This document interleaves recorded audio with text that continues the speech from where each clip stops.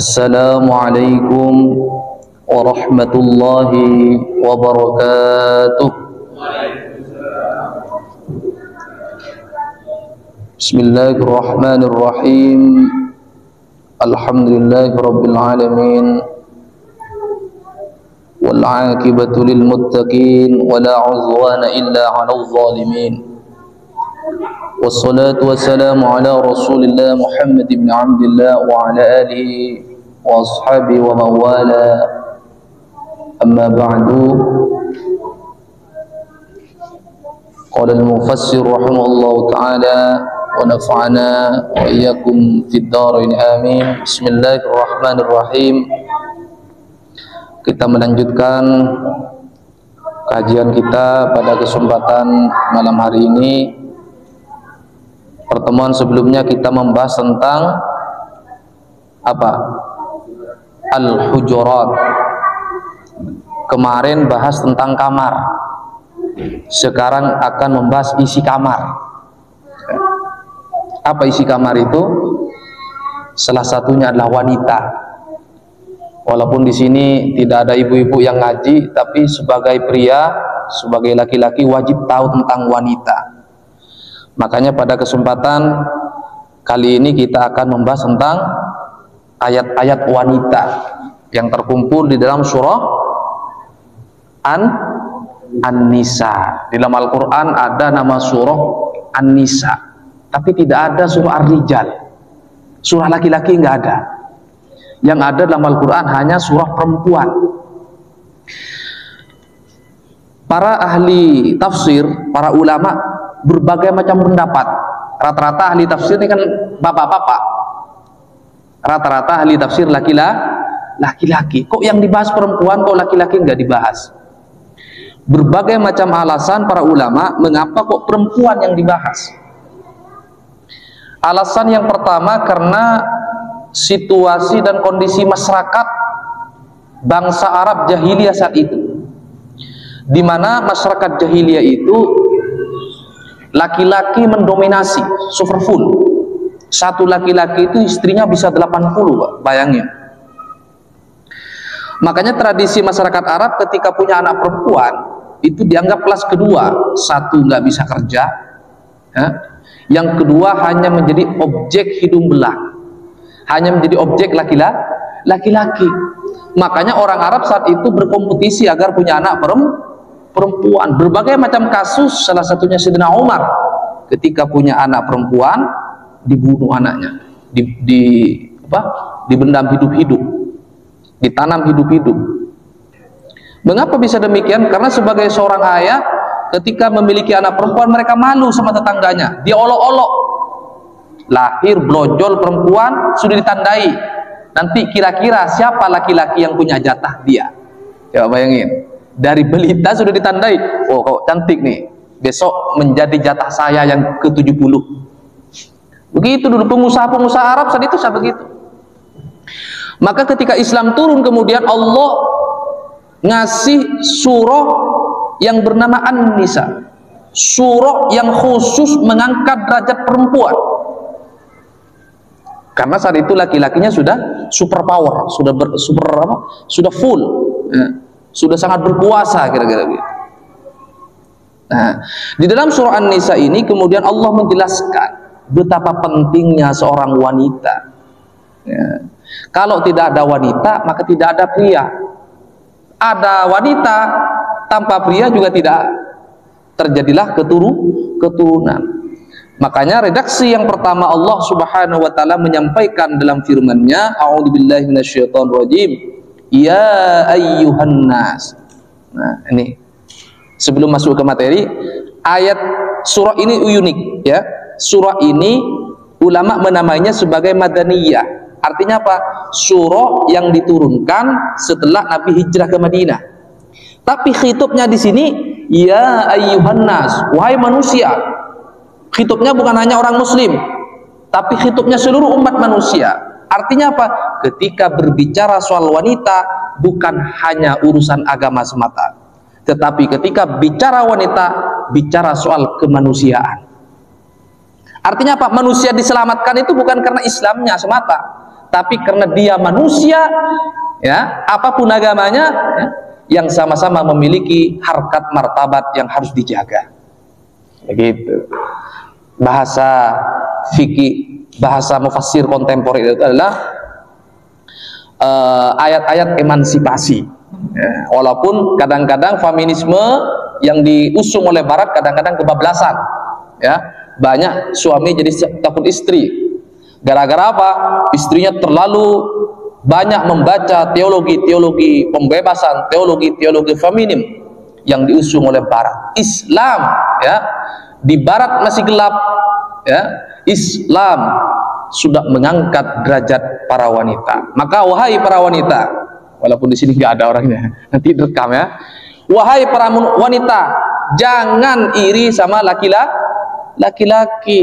Nggak usah, saya kok lahir perempuan, saya harus bisa bekerja seperti laki-laki dong. Nggak begitu. Allah sudah membagi sesuai dengan kuadrat masing-masing. Jadilah laki-laki sejati dan jadilah wanita sejati. Jangan setengah-setengah, bahaya, ya. Allah Subhanahu wa taala berfirman, "Ya ayyuhan nas, wahai umat manusia, ya ahla Mekah, wahai penduduk Mekah." Karena tradisi membunuh wanita belita itu hanya terjadi di kota Mekah. Di Madinah nggak ada. Kenapa? Di Madinah ada ajaran Yahudi dan Nasrani yang tidak mengajarkan itu, ya. Tapi masyarakat jahiliyah di kota Mekah melakukan hal itu, hal yang memalukan itu. Makanya di sini, ya ahla Mekah, wahai penduduk Mekah, walaupun ayatnya turun di Madinah, ya, sudah bisa dipahami, ya. Jadi khitabnya memang masyarakat Mekah yang memiliki tradisi malu kalau punya anak perempuan. Itu tidak ada di tradisi Yahudi Nasrani di Madinah, ya, walaupun agamanya belum Islam. Tidak ada tradisi di belahan bumi lainnya. Bahkan di India saat itu justru wanita yang dimuliakan. Coba cek sampai hari ini, ya, orang Hindu yang dihitung tuh terah perempuan, bukan laki-laki. Kalau kita yang dihitung kan kakek, ya, buyut laki-laki. Kalau Hindu malah perempuan. Makanya nggak kena khitab ayat ini, ya. Ayat ini dikhitubkan kepada masyarakat yang menganggap perempuan itu kelas kedua, ya. Bapaknya malu kalau punya anak perempuan. Wahai umat manusia, ittaqu rabbakum, ya, takutlah atau takwalah kepada Tuhanmu, ai iqabahu, siksaan Tuhanmu, bi an tuti'u, dengan taat kepada Tuhanmu. Alladzi zat Allah, khalaqakum, yang menciptakan dirimu semua, min nafsin wahidatin, dari jiwa yang satu, yaitu siapa? Adam dan Hawa, ya. Ai Adam. Jadi manusia itu diciptakan dari satu, yaitu Adam. Wa Adam min turab, Adam dari debu. Ya, jadi kita semuanya ini, apapun rasnya, apapun sukunya, dari satu darah yang bernama Adam alaihi salatu wassalam. Wa khalaqa minha zawjaha, ya. Dan Allah menciptakan pasangannya, yaitu Hawa, ya. Min Adam wa Hawa. Jadi Siti Hawa itu diciptakan dari dari Adam, ya. Min dila'i min adla'ihil yusra. Ini kata tafsirnya, ya, dari tulang rusuk bagian mana? Kiri. Nah, kemudian oleh dokter dibuktikan, coba hitung dong jumlah rusuk kanan dan kiri. Ternyata lebih banyak kanan. Kenapa kok lebih banyak kanan? Karena tulang rusuk kirinya satu diambil untuk Hawa, untuk perempuan. Wa batha minhuma,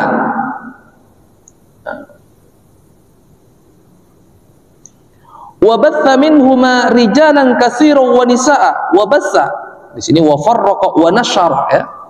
Dari keduanya itu kemudian menyebar, dari dua embrio Adam dan Hawa ini kemudian tersebarlah, ya, min Adam wa Hawa, dari Adam dan Hawa, rijalan katsiran, laki-laki yang banyak, wa nisaan katsiratan, dan perempuan yang banyak. Maka secara biologis, ya, Allah Subhanahu wa ta'ala menciptakan laki-laki dan perempuan itu agar umat manusia ini berkembang biak. Maka kata Allah, siapapun yang menghalangi berkembang biaknya manusia ini hukumnya dosa, haram. Ya. Sama, apapun agamanya, ya, apapun latar belakangnya, itu tidak boleh membunuh manusia yang lain tanpa, ya, sesuai dengan ketentuan perintah Allah Subhanahu wa Ta'ala. Tidak semerta-merta hanya gara-gara salah, kesel melakukan tindakan pembunuhan. Naudzubillah, subhanallah. Pembunuhan hanya boleh dilakukan, ya, oleh keputusan hakim, keputusan pengadilan. Misalnya orang ini, ya, melakukan pelanggaran syariah yang harus dihukum mati, itu pun yang boleh memutuskanlah hakim, tidak boleh main hakim sendiri, ya. Ancamannya sangat berat. Dari saking pentingnya makhluk hidup itu terus berkembang biak, ya. Penting. Wattaqullaha alladzi tasaaluna bihi wal arham. Bertakwalah kepada Allah, ya, alladzi tasaaluna bihi wal arham. Bertakwalah kepada Allah yang dengan nama-namanya kamu saling meminta, tasaaluna, saling meminta, ya, wal arham, bihi wal arham, dan saling mengasihi, saling memelihara, saling menjaga, ya. Ada yang mengatakan wal irham, ya. Wa fi riwayatin, wa fi qiraatin bil jarri wal irham, ya, karena dhamir ataf kepada dhamir bihi. Innallaha kana 'alaikum raqiba. Sesungguhnya Allah selalu menjaga dan mengawasimu. Raqiba itu, ya, mengawasi. Artinya apa? Allah selalu mengawasi perkembangan manusia, ya, secara biologis ini. Jangan khawatir kekurangan rezeki. Nah, makanya ulama yang paling ekstrim, bukan ekstrim keras, bukan, ya, ulama yang paling ketat itu mengharamkan, menghambat untuk tidak punya keturunan itu, mengharamkan. Ada yang memperbolehkan dengan alasan menjaga kualitas anak, ya. Jangan sampai anaknya brojol terus nanti kelaparan, dipikirkan gitu loh. Sisi ekonomi, sisi kesiapan ibu dipikirkan, ya. Tapi memang ada ulama yang mengatakan, ya, menghambat untuk memiliki keturunan itu diharamkan Allah Subhanahu wa Ta'ala. Mengapa? Setiap kehidupan manusia, ya, sudah dijamin Allah Subhanahu wa Ta'ala. Wa ma min dabatin fil ardi illa 'ala Allahi rizquha. Orang itu dalam sebuah hadis, ya, sejak azali sudah ditentukan rezekinya. Ini rezekinya segini, ya. Nanti kalau stok rezekinya sudah habis, maka orang ini meninggal. Maka jangan khawatir dengan kedatangan orang yang baru. Gak usah khawatir nanti kalau anak saya lahir lagi, ya, nanti rumahnya di mana. Gak usah khawatir. Allah sudah menjamin. Ya. Lanjut. Kita persingkat aja karena pembahasannya banyak, ya. Yang penting sudah ada clue-nya, ya, tentang surah An-Nisa ini. Jadi mungkin kita ke depan nanti kita bahas per surah aja. Surah An-Nisa apa, surah Hud apa, ya. Kan jarang ada pembahasan begini. Nggak usah terlalu rinci. Yang penting kita sudah memahami, ya, substansi daripada surah-surah yang diturunkan Allah Subhanahu wa Ta'ala kepada kita. Wa atul yatama amwalahum. Ini berkaitan dengan anak yatim, ya. Wa atul yatama, dan berikanlah al yatama pada anak-anak yatim amwalahum, ya, yang sudah dewasa, anak yatim sudah dewasa, amwalahum, harta hak mereka. Wala tatabaddalul khabitha bit-thayyib, jangan kamu menukar yang baik dengan yang buruk. Maksudnya begini nih.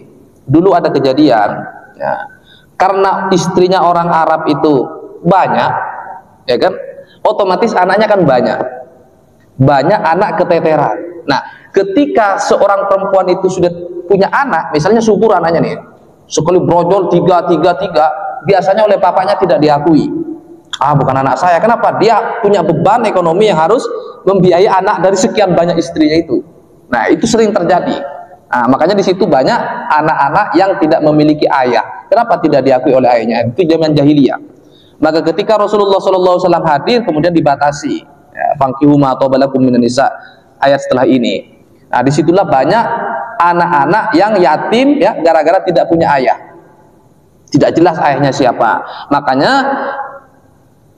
bagi kita ya, ketika ada anak yatim itu boleh mengasuh ya, mengasuh anak yatim, bikin panti asuhan dan lain-lain. Ketika sudah sampai dewasa ya kan anak yatim ini punya harta benda nih, punya sisa kekayaan yang dimiliki. Ketika sudah sampai dewasa maka serahkanlah kepada anak yatim itu. Ada ponakan yatim ya, dia belum bisa mengelola hartanya sendiri, ya kita ajak tinggal bersama, tapi setelah dewasa kita kembalikan sebelum semua hak-hak mereka. Hati-hati bahasa Al-Quran di sini ya, wala tatabaddalul khabitha bit thayyib ya, jangan apa bahasanya, jangan kamu makan ya, mencampur aduk al-khabith al-haram ya, yang haram bit thayyib dengan yang halal, jangan sampai dicampur aduk, harus jelas ya. Wala ta'kulu amwalahum, dan jangan sekali-kali kalian makan harta mereka anak yatim ya, ila amwalikum, bersama dengan hartamu. Nah, kalau tinggal serumah kan otomatis makannya bareng-bareng dong ya, maka kita harus punya perhitungan yang jelas ya. Kalau bisa jangan sampai menggunakan hartanya anak yatim dicampur aduk dengan harta kita. Tapi kalau misalnya yang ngasuh juga kesulitan ya, setidaknya walaupun dicampur porsinya tidak sampai merugikan anak yatim. Nah, kita harus tahu lah, misalnya anak yatim karena dia porsi makannya kecil, maka dia ngambil dari hartanya itu sedikit. Misalnya bisa dihitung dan dia. Yang penting jangan sampai ya kita merugikan harta anak yatim. Innahu kana huban kabira. Inna aklaha, ay sesungguhnya makan harta anak yatim itu, huban ay dzamban, adalah dosa, kabira ay azima, dosa besar. Nah, ini penekanan bagi kita yang sedang merawat anak yatim. Hati-hati, jangan sampai kita melakukan niat awalnya baik, ingin mengasuh anak yatim, ternyata malah konflik di internal keluarga kita. Jangan sampai. Pastikan ya kita selamat dari makan harta yatim, karena bahasa Al-Quran adalah zambang kabiro, huban kabiro, dosa besar. Naudzubillah summa naudzubillah. Ayat selanjutnya, wa in khiftum alla tuqsitu fil yatama, dan jika kamu khawatir tidak mampu berlaku adil fil yatama, terhadap hak-haknya anak yatim ya, fankihu ma tabalakum minan nisa masna wa thulatsa wa ruba. Nah, ini banyak ayat ini sering diplesetin, sering dimanfaatkan oleh laki-laki yang tidak bertanggung jawab. Pakai dalil ini, fankihu ma tabalakum minan nisa masna wa thulatsa wa ruba. Nikahlah kamu ya dari perempuan itu masna berapa? 2, wa thulas 3, waruba 4. Ada yang lebih gila lagi, Pak. Ada tafsir-tafsir sesat itu. Masna 2, wasulas ditambah 3, wawunya jadi tambahan. Berarti berapa? 5. Waruba tambah 4, berarti berapa? 9. Jangan heran kalau ada di salah satu daerah di Jawa Timur istrinya 9. Dalilnya ini, wawunya itu dianggap tambahan. Ya kan? Karena dalam bahasa Arab wawu itu memang bermakna tambahan. Ya, tapi tafsir di sini dalam tafsir Jalalain ini dijelaskan bahwa wawu di situ bukan wawu tambahan, ya, tapi wawu pilihan. Mana? Sambil cari. Fankihu ma tazawwaju man taba ma taba lakum minan nisa masna wa thulas wa ruba, ay isnain wa salasan wa arba'an wa arba'an.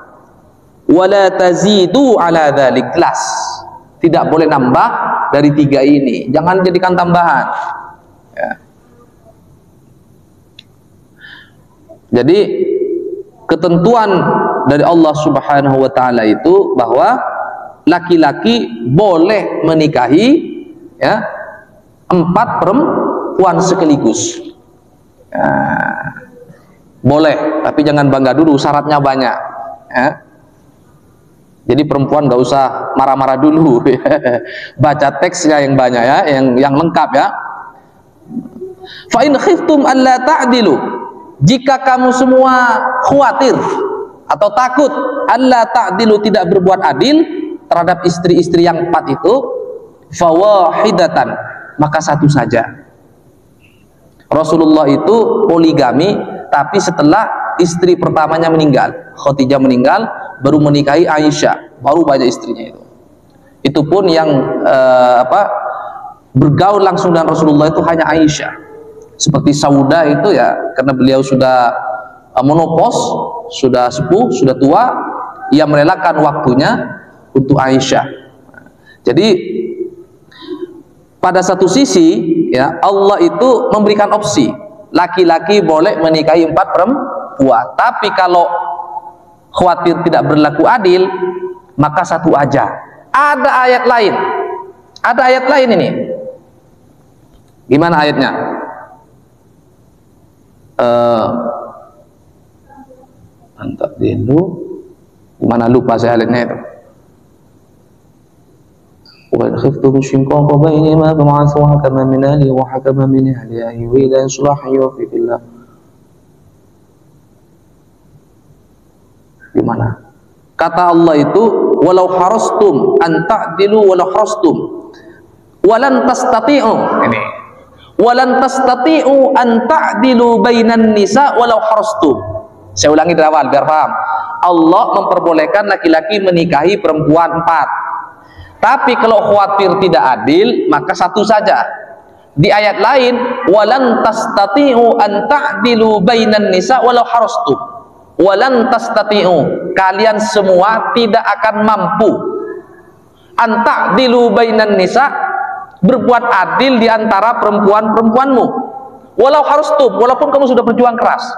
Artinya apa? Mencapai keadilan itu susah memang, susah ya. Nih, tak ulangin lagi nih biar tidak salah paham. Allah mempersilahkan menikahi perempuan 4 dengan catatan adil. Jika tidak bisa adil, satu saja. Tapi di ayat yang lain, engkau, kata Allah, tidak akan mampu berbuat adil di antara perempuan-perempuan itu walaupun kamu berjuang keras. Terus kesimpulannya gimana? Kesimpulannya gimana yuk? Ada ibu-ibu ngintip itu. Kesimpulannya gimana, Bu? Satu aja maksudnya. Saya nggak berani memberikan kesimpulan. Ya. Nah, ayat yang satu itu jarang dibaca oleh laki-laki, jarang. Ya, saya baca aja karena ada ibu-ibu di sini satu. Jadi kalau membaca Al-Quran itu dibaca secara utuh. Nah, kenapa di sini kalau kita lihat tidak ada satupun agama yang menganut kepercayaan satu istri. Nasrani, Yahudi itu semua itu memperbolehkan menikahi banyak istri, memperbolehkan. Di zaman dulu Nabi Daud ya, Nabi Yusuf, semuanya istri yang banyak ya. Sampai itu terjadi tradisi pada zaman jahiliyah, itu istrinya orang banyak. Tapi problemnya kalau dulu di zaman nabi-nabi itu istrinya banyak, ekonominya juga bagus. Yang menikahi banyak istri hanya raja-raja. Tapi ketika terjadi di masa jahiliyah, banyak orang miskin, istrinya pun banyak. Akhirnya apa yang terjadi? Ketika sudah punya anak, apalagi anaknya banyak, tidak diakui sebagai istrinya. Akhirnya anaknya terbengkalai. Nah, jadi backgroundnya beda. Kalau di zaman nabi-nabi memang yang kaya yang istrinya banyak. Tapi di zaman jahiliyah yang miskin ikut-ikutan beristri banyak. Makanya di sini dikaitkan antara ya, ayat-ayat tentang mengatur bagaimana seorang itu menikahi perempuan dengan ayat-ayat tentang bagaimana cara kita menyikapi anak yatim. Ya, karena ada kaitannya, istrinya banyak menyebabkan banyak anak-anak yatim nggak ketahuan di mana bapaknya. Begitu. Nah, maka dari itu Islam itu memang kalau kita melihat dari sisi fikih ya, semua ulama madhab itu memperbolehkan menikahi lebih dari satu perempuan, tapi syaratnya ketat. Nggak kayak di Puncak itu. Saya datang ke Saudi, orang Saudi tahu semua yang namanya Puncak. Arafta Puncak, ditanya Jakarta nggak tahu, tapi Puncak tahu. Ciganjur tahu orang Arab itu. Rupanya mereka pelanggan. Kalau di sana itu bukan nikah, ya, tapi prostitusi terselubung. Nah, apapun alasannya, saya nikah mut'ah nggak bisa. Kalau kita cek bagaimana nikah mut'ah itu terjadi di Irak, itu ketat banget. Ketat banget. Dari saking ketatnya hampir tidak dilakukan oleh orang. Saya sudah cek sendiri di dalam konsep teologi Syiah tentang nikah mut'ah itu. Ya, tidak gampang ternyata, nggak segampang di Ciganjur itu. Kalau di sana itu prostitusi terselubung.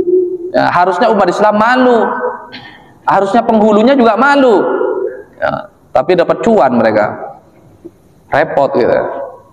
Nah, itu sebenarnya memalukan Indonesia sebagai negara mayoritas Muslim. Coba cek ke Arab itu, orang yang lebih kenal sana daripada ke Jakarta.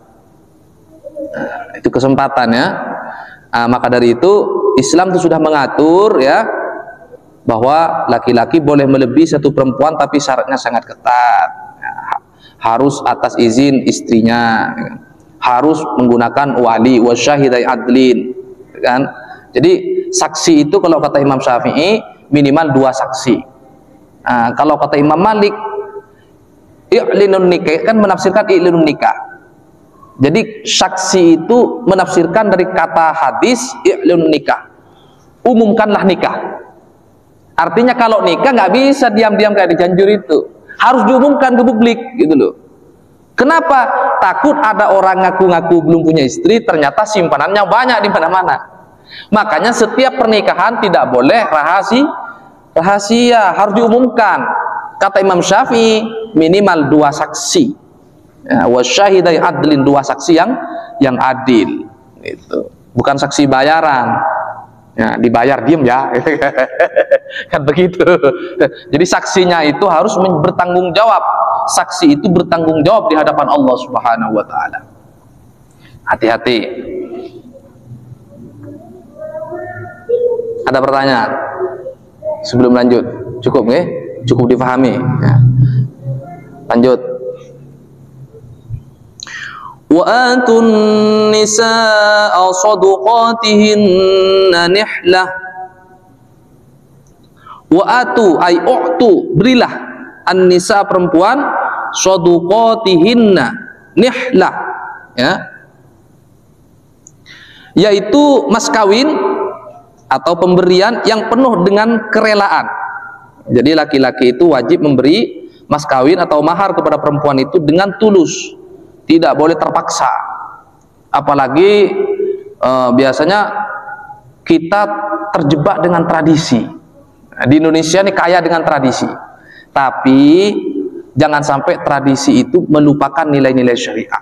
Banyak hanya orang gara-gara sibuk ngurusin tradisi, syariahnya dilupakan. Ada kejadian kemarin kan, artis yang viral itu, pernah dengar? Ya, pernah dengar? Nikah, ya, di Bali, kemudian kata pemerintah itu tidak sah. Kenapa? Yang menikahkan itu bukan RKUA, bukan hakim, tapi ustadz.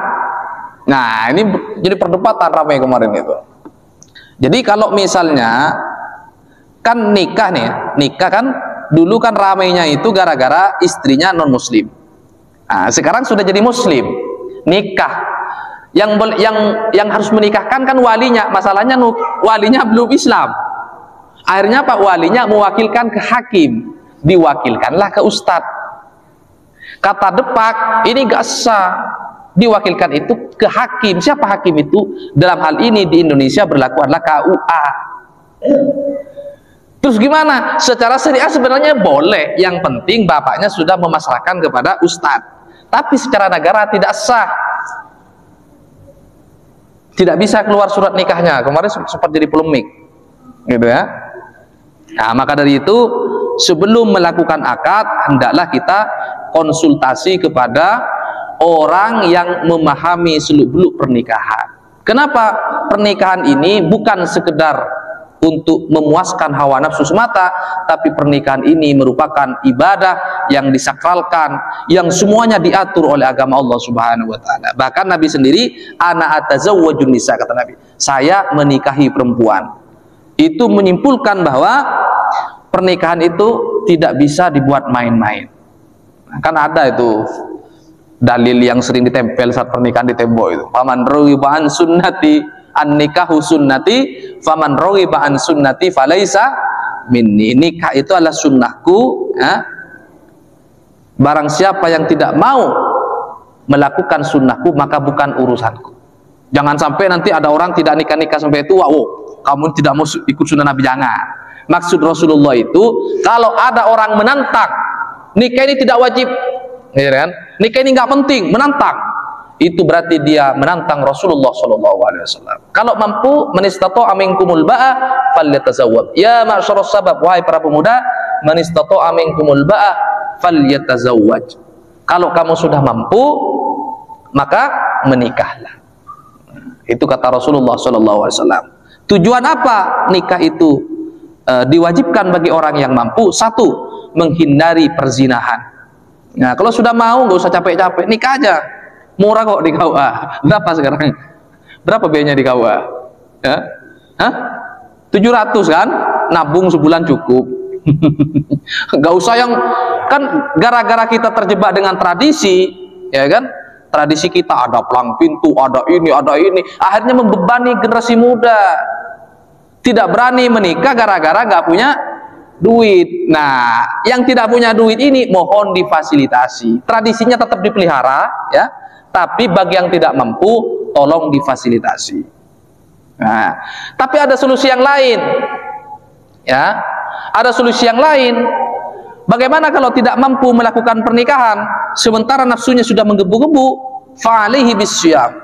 Maka puasalah, kata Nabi. Ada solusinya. Bagi pemuda-pemuda yang belum punya kemampuan, perbanyaklah puasa. Kenapa? Fa innalhu wijaun. Dengan berpuasa itu adalah menghindari melakukan tindakan-tindakan yang menjurus pada perzinahan. Jadi fungsinya nikah itu selain menghindari perzinahan, yang kedua adalah keberlangsungan nasab. Penting kita, ya, melanjutkan nasab itu penting.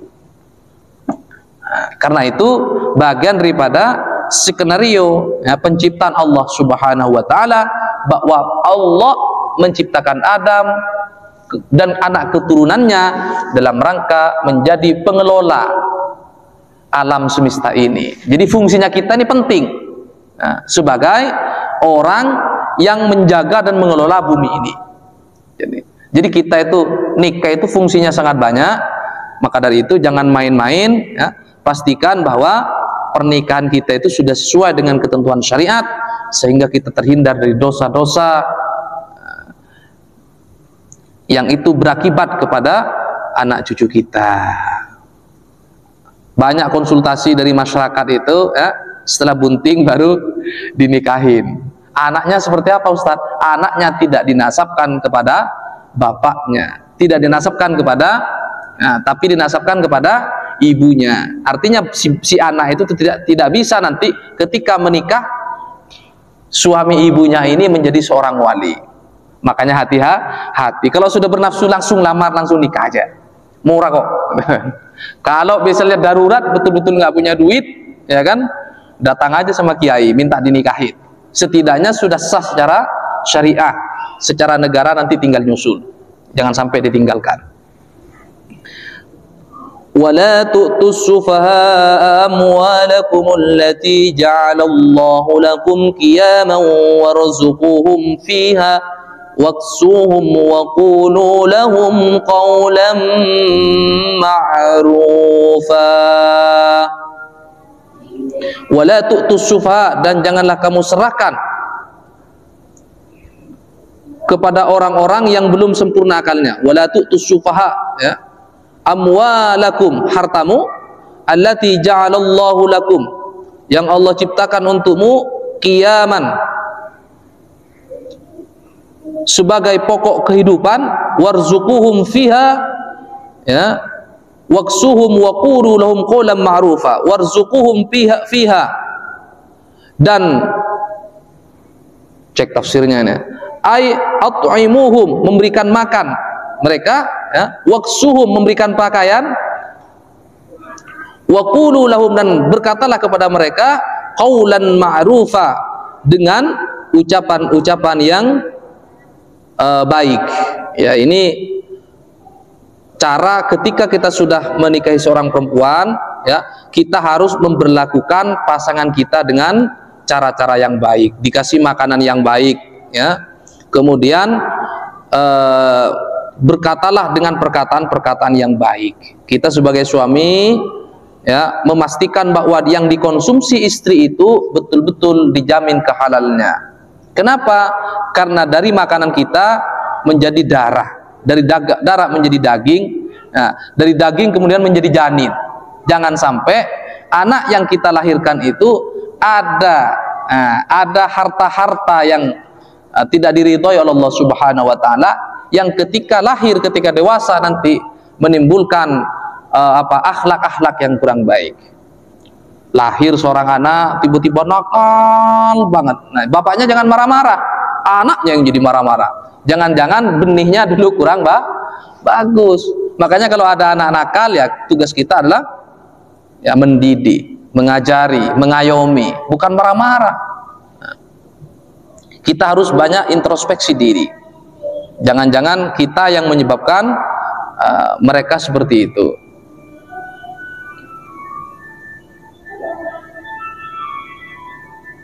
Banyak pembahasannya ini, belum ahli waris ya.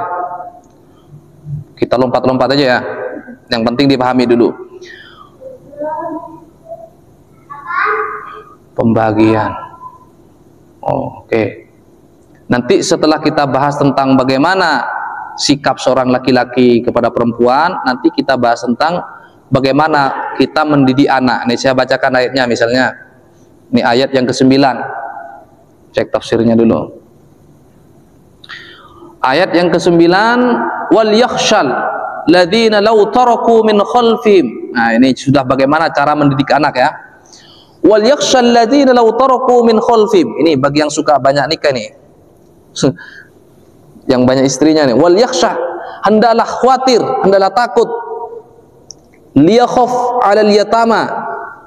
Takut terhadap anak yatim atau anak-anak yang ditinggalkan oleh kita. Anak yang menjadi beban bagi kehidupan kita. Alladzina law taraku min khalfihim, orang-orang yang sekiranya mereka tinggalkan di belakang mereka zurriyatan anak putu, ya, generasi, ya, generasi kita, di'afan khafu alaihim, generasi yang lemah, khafu alaihim, yang khawatir atas kesejahteraan mereka. Falyattaqullah wal yaqulu qawlan sadida. Falyattaqullah, maka hendaklah bertakwa kepada Allah, wal yaqulu, dan hendaklah berkata qawlan sadida, dengan pembicaraan atau perkataan atau tutur kata yang benar. Jadi kita menikahi seorang perempuan itu bukan sekedar mencari kepuasan nafsu semata. Selain kita mencegah dari perbuatan zina, menjaga keturunan kita, kita juga bertanggung jawab, ya, menciptakan generasi-generasi setelahnya berkualitas. Jangan sampai pintar bikin anak tapi nggak bisa menjaganya, anaknya terbengkalai, nggak diurus. Wah, itu menjadi tanggung jawab kita. Jadi dosa orang tua yang tidak ngurus anaknya, ya. Urus anaknya ke masjid, orang tuanya nggak ada. Jangan sampai, ya, kalau anaknya ke masjid, ya dipantau oleh orang tuanya biar nggak lempar-lempar mic. Dijaga, ya, jangan dipasrahkan 100% ke ustadz. Sudah keluar dari rumah, sudah di masjid, kita pasrahkan 100% ke ustadz. Jangan, ya. Yang perlu dididik ustadz banyak. Maka dari itu, sebagai orang tua itu punya tanggung jawab besar untuk mencerdaskan anak-anaknya. Bahasa Al-Quran ini jangan sampai menjadi zurriyatan dhi'afan khofu alaihim, generasi yang lemah ilmunya, lemah ekonominya, khofu alaihim, yang khawatir akan kesejahteraannya. Semua harus dipikirkan, ya. Kemudian ayat selanjutnya, ayat yang ke-10, innal ladzina ya'kuluna al-yatama amwalal yatama zulman innama ya'kuluna fi butunihim nara wa sayaslawna sa'ira. Ini ancaman Allah Subhanahu wa taala bagi orang tua ya yang suka makan anaknya anak yatim secara zalim. Innal ladzina ya'kuluna, sungguhnya orang-orang ya'kuluna amwalal yatama yang makan hartanya anak yatim zulman, dengan zalim. Ada kesengajaan ya. Tapi kalau tidak sengaja karena dia sudah kumpul barang kita tanpa kesengajaan, ya itu tentunya dimaafkan Allah Subhanahu wa taala. Tapi kalau di sini zulman, sengaja memanfaatkan ada anak yatim ya, hartanya banyak, kita manfaatkan, kita ajak bersama keluarga kita ya, tapi pikiran kita ingin mengambil hartanya. Apa kata Allah? Innama ya'kuluna fi butunim naro, sesungguhnya mereka makan fi butunim, di dalam perutnya, naro, api neraka, sama dengan makan api neraka. Wa sayaslawna sa'ira, yang menyala-nyala. Nauzubillah summa nauzubillah. Jadi hadirin yang dimuliakan Allah Subhanahu wa taala, surah An-Nisa ini sejatinya adalah membahas tentang bagaimana ya mengangkat derajat wanita ya, kemudian kita membangun rumah tangga. Setelah punya rumah tangga, kemudian kita membangun generasi masa depan Islam, generasi masa depan umat manusia ini secara baik dan berkualitas. Nah, baru ayat setelah ini, ayat yang ke-11 membahas tentang warisan. Mungkin minggu depan aja ya. Penting. Kenapa? Ilmu waris ini ilmu yang pertama kali diangkat oleh Allah Subhanahu wa taala. Sekarang aja cari orang yang pakar pembagian warisan susah. Sudah banyak diusulkan oleh orang-orang agar dibuka jurusan khusus tentang ilmu waris, tapi kayaknya orang menghindar. Kan ada banyak cara meninggalkan harta untuk anak kita. Satu, menggunakan wasiat. Nah, wasiat itu dikaitkan pemberian seseorang kepada orang lain, dikaitkan dengan kematian. Nah, nanti kalau saya mati, ya kan, apartemen yang situ milik kakakmu, apartemen yang situ milik adikmu. Nah, pabrik yang sana milik si buntut, misalnya. Tapi kalau ini wasiat dikaitkan dengan kematian, selama bapaknya masih hidup, maka yang berhak untuk mengelola bapaknya. Baru ketika meninggal itu menjadi hak anaknya. Itu wasiat. Ya, ada sedekah, memberikan sesuatu kepada orang lain, ya seperti sebagaimana biasanya kita bersedekah itu, saya ingin memberikan sesuatu kepada dirimu, diterima. Tapi kalau warisan ini ya, cara membaginya itu harus sesuai dengan ketentuan yang telah ditulis dalam Al-Qur'an. Misalnya di sini mislu hazil unsayain ya, fa in kunna nisaan fawqa usnatayn falahunna thulutsa ma tarok. Kalau misalnya di sini nih sepertiga ya, wa in kanat wahidatan falahan nis. Kalau ada anak laki-laki dan perempuan, ya, maka yang laki-laki dapat separuh, ya kan? Yang perempuan dapat sepertiga, kan? Gini kan? Wali abawaihi likulli wahidin minhum as-sudus. Bagi bapaknya mendapat jatah 1/6 ya. Dan itu nanti kita bahas khusus tentang warisan. Perempuan nih biasanya ibu-ibu nih, mama nih yang suka nuntut nih, di ayat yang selanjutnya misalnya fa in walakum nisfu ma taraka azwajukum illam yakul lahu walad. Ya, suami dapat separuh jika tidak punya anak. Tidak punya anak laki-laki. Fa in kana lahunna waladun falakumur rubu mimma taraktunna min ba'di wasiyati yusina biha audain. Tapi kalau punya anak maka dia dapat 1/4. Nanti pembagiannya ini agak jelimit ya. Nanti kita bahas bersama-sama setelah kajian malam ini. Karena saya sendiri harus belajar lagi soal cara membagi warisan itu sesuai dengan ketentuan yang ada. Kenapa? Pakai matematika ya. Tidak semerta-merta memahami Al-Qur'an langsung bisa menghitungnya. Ada caranya. Ada istilah kalalah ya. Kemudian istri mendapatkan 1/4 kalau punya anak, tapi kalau tidak punya anak mendapatkan 1/8. Itu semuanya jelas. Kalau bisa kita pakai ilmu waris ini. Tapi kalau kebiasaan di masyarakat, tradisi yang ada, dan ini tidak disalahkan juga oleh agama, menggunakan tadi itu, wasiat itu, ya, memberikan sesuatu tapi dikaitkan dengan kematian. Pastikan, ya, karena kita nggak tahu umur kita. Saya masih muda, masih lama mati, jangan begitu, ya. Kalau anak-anak kita sudah akil balik, sudah paham omongan orang tua, segera dibicarakan. Nah, yang itu milikmu, yang itu milikmu, jangan rebutan. Kenapa? Kalau anak kita rebutan warisan, sementara kita sudah berbaring di alam barzah, panas kuburan kita itu, naudzubillah summa naudzubillah, akan membebani kepada orang tua. Bukan sibuk meminta ampun dosa-dosa orang tua, tapi justru membebani orang tua. Kenapa? Ketika warisan itu menjadi rebutan, ya, maka beban, ya, tetap akan diberikan kepada orang tuanya oleh Allah Subhanahu wa taala. Nauzubillah. Jadi kalau punya anak sudah memahami, ya sudah mulai dibagi-bagi. Kita panggil istri kita, ya, anak-anak kita omongin. Kalau masih punya orang tua, libatkan orang tua kita masuk di pembicaraan itu. Nah, yang paling aman memang ya pakai metode wasiat ini. Paling enak untuk tradisi di Indonesia, ya.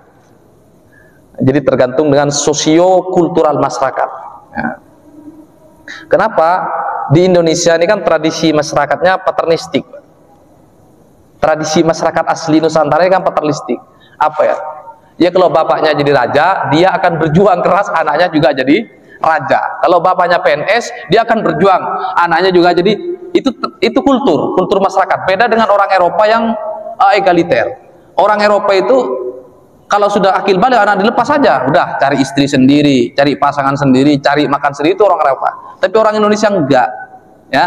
Anaknya sudah punya istri, masih dipikirin oleh orang tuanya, ekonominya masih dipikirin, ya kan, jangan sampai tengkar dengan istrinya, dipikirin masih. Nah, kultur itu kemudian cocok dalam tradisi orang-orang di Nusantara ini menggunakan wasiat itu. Tapi misalnya bapaknya meninggal, belum sempat melakukan wasiat, pakailah metode ahli waris ini. Tujuannya apa?